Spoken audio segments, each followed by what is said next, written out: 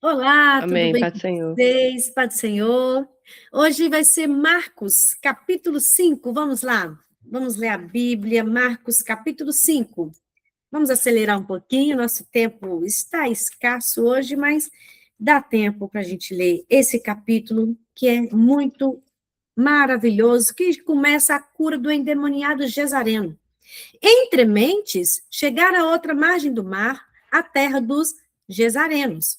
Ao desembarcar, logo veio dos sepulcros ao seu encontro um homem possesso de espírito imundo, o qual vivia nos sepulcros, e nem mesmo com cadeias alguém podia prendê-lo. Porque, tendo sido muitas vezes preso com grilhões e cadeias, as cadeias foram quebradas por ele, e os grilhões despedaçados, e ninguém podia subjugá-lo.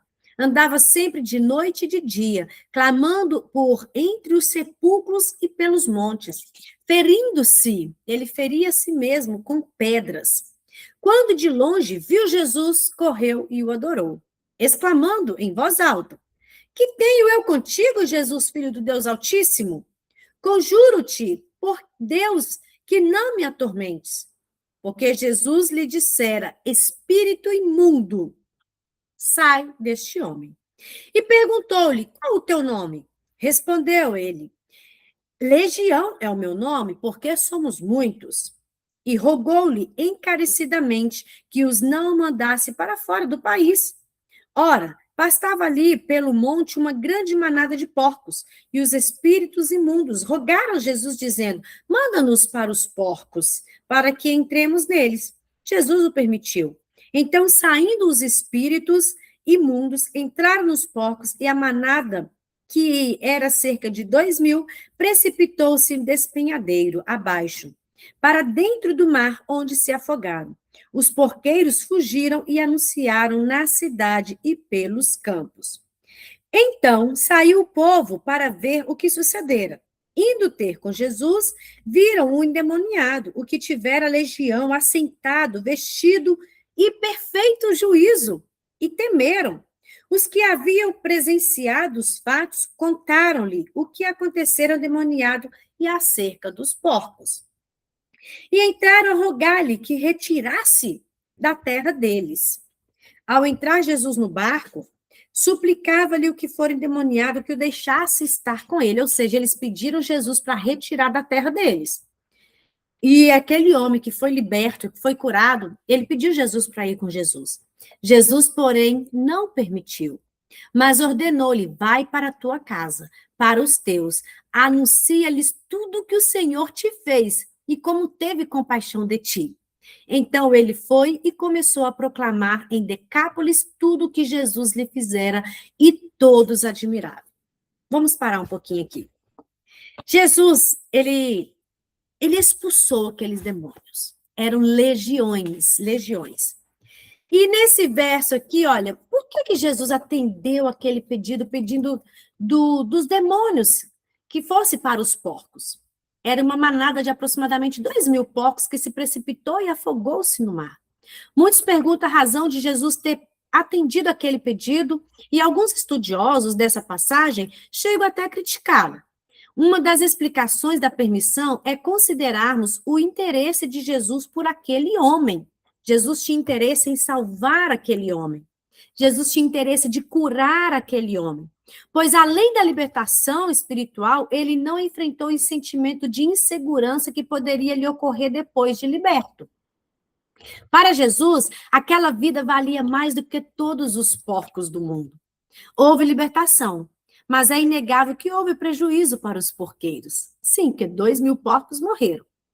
Mas nós temos que lembrar que carne de porco era proibido em Israel. Então, podemos perguntar por que razão os porcos eram criados e tratados se eram animais proibidos? Por desprezo à lei, os gesarenos ou gadarenos, né, que pertenciam à tribo de Gade, que tinha escolhido ficar no lado oriental, no lado errado do Jordão, demonstrando tendência a um tipo de vida afastada, isolada da maioria, do restante do povo de Israel. Ou seja, eles preferiram afastar, preferiram até criar porcos. Durante o decorrer da história, eles foram se misturando, como todo o Reino do Norte, com povos de outras regiões, descaracterizando-se como judeus. Olha, perderam a sua característica de judeus. E assim, nessa ocasião específica, tiveram como consequência um abalo profundo no seu negócio de porcos. Então, Marx descreve que, diante desse acontecimento, os porqueiros fugiram e os fatos foram divulgados. E eles preocuparam mais com os porcos do que com o próprio homem. Aquele homem, gente, foi liberto, um homem que vivia no sepulcro, um homem que vivia acorrentado, mas ele quebrava as correntes, e ele foi liberto, mas eles não se importaram com a vida daquele homem, mas sim com os porcos. Então, a realidade da existência dos demônios é clara, existe sim. Os demônios podem possuir um ser humano que, por motivos diversos, permite que isso aconteça. Mas eles também podem possuir os animais. Os demônios nunca habitam na vida de um verdadeiro cristão. Nós não precisamos ter medo. Nós não precisamos ter medo. Porque quem habita em nós, quando nós confessamos Jesus, é o Espírito Santo de Deus. E outro fato importante que eu vejo aqui, que aquele homem, ele quis ir com Jesus. Ele viu que Jesus foi expulso, porque os porcos morreram, os porqueiros ficaram com raiva, mas aí ele queria ir com Jesus. E o que Jesus ordenou para ele? Jesus falou, vai para a tua casa. Porque na casa dele ainda tinha pessoas que não acreditavam em Jesus. Vai para a tua casa e mostra o que aconteceu com você. Mostra como o Senhor teve compaixão de você. Às vezes queremos seguir Jesus e ir para longe, mas Deus nos quer muitas vezes dentro da nossa casa. Vocês pararam para pensar sobre isso? Mãe, mulher, muitas vezes Deus quer dentro da sua casa, cuidando do seu lar, dos seus filhos e apresentando Jesus para eles, mostrando como Jesus já teve compaixão de vocês. Fique em casa. Fique em casa cuidando do lar e mostrando o amor de Deus. Na hora certa, você vai falar. Porque ele, olha, depois ele começou a proclamar em Decápolis tudo o que Jesus fizera e todos se admiraram. Primeiro ele ficou em casa, mostrando que Jesus teve compaixão dele, e depois ele começou a falar ali ao redor o que Jesus fez por ele. Então, Cristo é aquele que liberta, mas é aquele que nos dá ordem. Vamos obedecer os seus mandamentos. Vamos seguir o que o Senhor tem para nós. Agora no versículo 21. Tendo Jesus voltado para o barco, para o outro lado, afluiu para ele grande multidão, e ele estava junto do mar. Eis que se chegou a ele um dos principais da sinagoga, chamado Jairo. E vendo-o, prostrou-se aos seus pés, e insistentemente lhe suplicou, minha filha está à morte. Vem e põe as mãos sobre ela para que ela seja salva e viverá. Jesus foi com Jairo. Grande multidão seguia-o, comprimindo-o.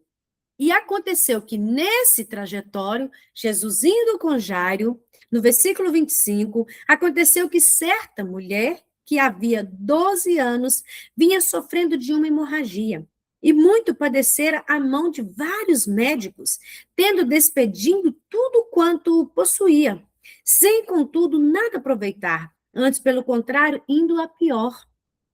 Tendo ouvido a fama de Jesus, vindo por detrás dele, por entre a multidão, tocou-lhe a veste. Porque dizia, se eu apenas lhe tocar as vestes, ficarei curada. E logo se lhe estancou a hemorragia, e sentiu no corpo estar curada do seu flagelo. Jesus, reconhecendo imediatamente que dele saíra poder, virando-se no meio da multidão, perguntou, quem me tocou? Quem tocou nas minhas vestes? Respondeu-lhe os discípulos, vês que a multidão te aperta e dizes, quem me tocou? Eu imagino que eles responderam até meio rindo, Senhor, a multidão te aperta, o Senhor quer saber quem te tocou? Ele, porém, olhava ao redor para ver quem fizera isto. Então, a mulher, atemorizada e tremendo, côncia do que nela se operava, veio, prostrou-se diante dele e declarou toda a verdade. E ele lhe disse: Filha, a tua fé te salvou, vai-te em paz e fica livre do teu mal. Vamos finalizar para a gente comentar. Versículo 35. Falava ele ainda, quando chegaram alguns da casa do chefe da sinagoga, a quem disseram: Tua filha já morreu. Falaram com Jairo. Por que ainda incomodas o mestre? Mas Jesus, sem acudir a tais palavras, disse ao chefe da sinagoga: Não temas, crê somente. Contudo, não permitiu que alguém o acompanhasse, senão Pedro e os irmãos Tiago e João. Chegando à casa do chefe da sinagoga, viu Jesus o alvoroço, os que choravam, os que pranteavam muito. Ao entrar, lhe disse: Por que estáis alvoroço e chorais?